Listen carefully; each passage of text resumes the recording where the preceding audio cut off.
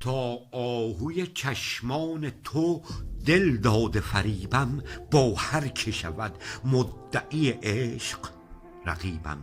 از چشم فریبای تو چون مسئله آید، خواهم که فریبم دهی از شوق فریبم.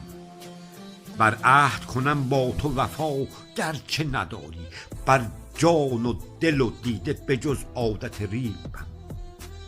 بر حسب نگاه تو به شیدایی جانم، در ریب تو دل را بکشم بند صلیبم. سلابه کنم با رقم عشق تو احساس، ساطور زنم بند دل پر ز رهیبم.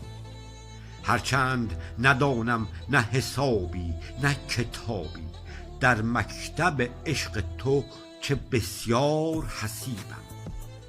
از جهد و حساب و سبب و حوصله بیزار، من کشته فرزانه دلدار حبیبم. در طشت زرم سر بنشانند چه شکوه، چون فتنه چشم سیهت گشته نصیبم.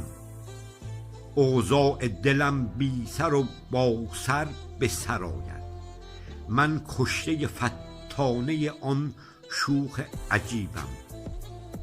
حیران دو چشمان خمارین غزالم، کز آفت عهدش برسد داد و نهیبم. جز بر نگه اندیشه ندارم چو نباشد، در دیده و دل جز به نگاه تو منیبم. بر دیده نیاید به جز از شوق نگاهت، گر بر بدهی مایده از صورت سیبم. آسوده دهم سوده دهم سر به نگاهت، ای جان جهان تاب هم آورد غریبم.